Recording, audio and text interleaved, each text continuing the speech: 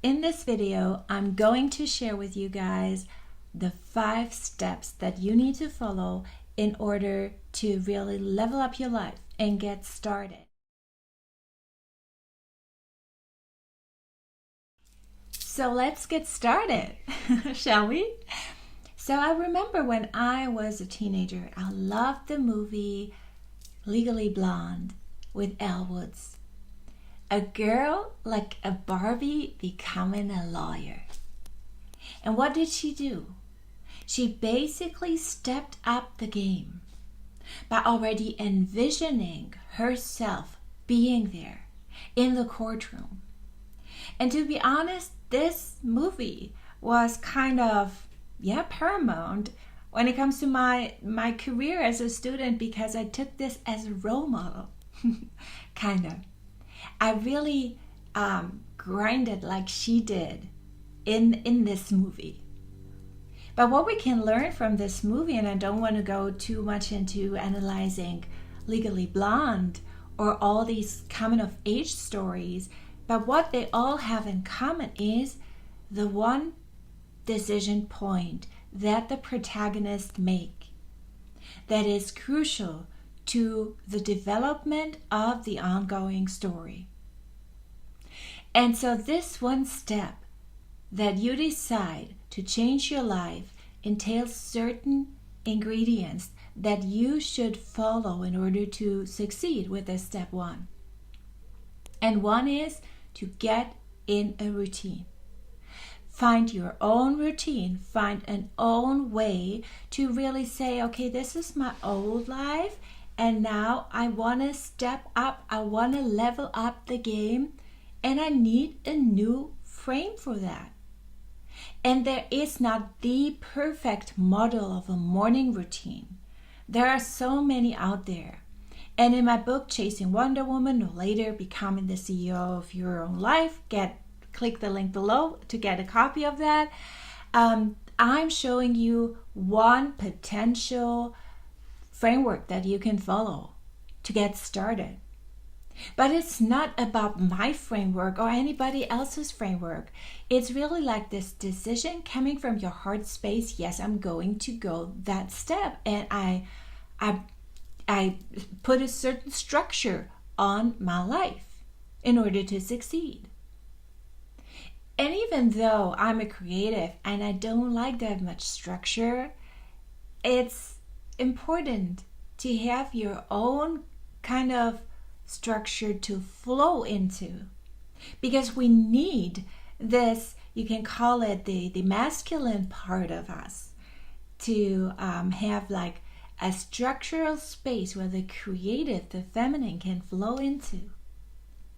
And so when you start on your journey, the first thing is a certain routine that you get into. And it doesn't mean that you have to really plan out your entire day. I know there are books out there that suggest that. I don't agree with that. But the most important thing of your day is your morning. And so coming up with a morning routine is essential. So this is step number 1. Step number 2 is to be really aware of who you are. Who are you? And I don't mean like what's your name, what's your profession, what have you learned throughout the course of your life, where you're from, your nationality, and all that. No. Who are you at your core? Write it down. And this requires really to look at the good, the bad, and the ugly. So really looking at what you love about yourself, what you hate about yourself, where you always seem to hit against a wall in your relationships, in your professional life, in all ways of life. What is it that you want to change or want to be changed? So know all that, and know as well where you're super, super skilled, brilliant, where you have this natural talent, where it's coming easy to you, where you are in flow without a lot of effort. And be honest. Be super honest with what you discover, because only then you can embark on a transformation that is not just benefiting you, but is really giving the contribution back to the greater good. So this is step number 2. Know who you are and admit to be who you are at your core. And don't try to kind of do cosmetic surgery on it and tweak it a little bit, because eventually this will all fall off, because the core is why you're here in that world and why it's important to go back to that, back to the roots. So step number 3 is something that is a lot of fun, especially when it comes to being a humanities student. We love patterns, and psychology and humanities. Wow, this is amazing when you look at the patterns of people, of things, of literature, of culture, of movies. I can go on and on and on about that, because that's my nature and that's the subject I took to study back then. But patterns are really helpful. We always say or speak about, I want to break this pattern. I want to break this pattern of bad habit of smoking. I want to break this bad habit of always getting on to the wrong partners, the wrong people. It feels sometimes like they're just changing the outer appearance, and not even that. So I always run into the same old struggles in my relationships, with my bosses, with my living situation. No matter how often I move, I always face this wall that I'm running and hitting against, and I can't get out of this pattern, because we're humans and we love routines. Even though we say, we despise structure, we love kind of the familiarity of things. And this is exactly what's happening with patterns. They push us again into this familiar system that we're used to. And this is often the case why people can't break free from an abusive relationship, from a work situation that is not satisfying, or a life situation that is not satisfying, because it's just we're used to it. Never change a running system. This saying doesn't come from just out of the blue. It's created from the global consciousness, if you will. So the global perception that we have on patterns. Now you have the structure, you know who you are at your core, and you see the pattern already, why things didn't work out so far.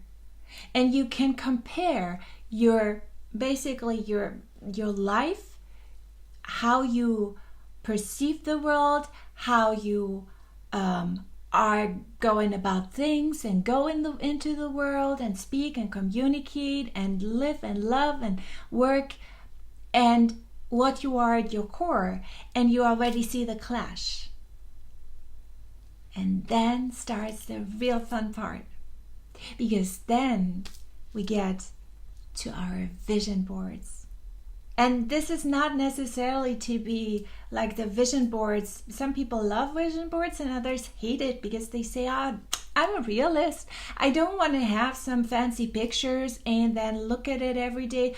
What does it change? You can use a vision board. You can use daydreaming. You can create an own movie and a trailer about what your life looks like. Or you just simply sit with this feeling of what you want to feel differently in your life about, what to change, and how to go about that change, how I go about to really transform this, not just perspective and perception, but also this feeling that you have towards things and people and yourself. And after you know who you are, you spotted the pattern, you might realize that some of the things that you criticized and maybe neglected, or that you kept really under the rug and didn't want to show anybody that you are that kind of person, that is exactly what you need to be in order to be successful. Maybe though you wanted to have a corporate career and you have this sleeping dormant artist in you. So let me summarize. You have your routine. You know who you are. And you know the patterns why things didn't work out or are not the way they're supposed to be. And then you visualize everything, you felt everything, and you are basically that person inside you. You feel it already. When you think about your future husband, you have this warm feeling inside of you. When you think about the success of the next movie you're creating or the next business you're building, you feel already the awards coming in and this glorious feeling of what it feels like holding this trophy, this award, or seeing your name somewhere. You feel it. And then step number 5. This is actually the step where people often, they basically collapse. And this is sad. They fall back into the pattern part. Or they fall back into, punishing them for who they are. Because this is the testing time. And the more you stay with this knowing that you developed over the first 4 steps, the knowing who you are, the knowing that you will succeed, the knowing that this is for you, the knowing what it feels like to be at the altar and marrying your person and staying there and saying, yes, I do. Or receiving the Academy Award. Or seeing your company's name that you built from scratch all over the place. Or seeing people miraculously healed from cancer through your drug that you developed. These are the things that keep you going. Because with each test, you get closer to your goal. And until the end, it's really like it's merging. Not the end, but it's really merging. It's like flowing together, like a river. It's like flowing together. And it's unstoppable because you laid the structure. You know exactly how to flow.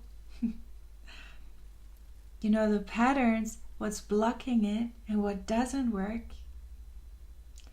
You know the feeling, and so you can go more into flow. And then it will happen. It just happens. If you like that video, hit the like, subscribe button. If you want more information, just hit me up on Instagram. Comment what you think about it. I want to know all about your experiences because I'm super curious. Because with that formula, you don't have to buy another book. This is just instruction and it keeps you from your goal. So think about it. Next time you're standing in front of a bookstore self-help section, is it worth buying this book? Or is it just simply following the 5 steps? Simple as that. Do I need additional information or do I have it all inside of me? So, if you're interested in additional videos, I'm happy to record for each of the steps another one, a separate one. So let me know in the comments below. And until next time, have a beautiful, beautiful day and lots of love and blessings.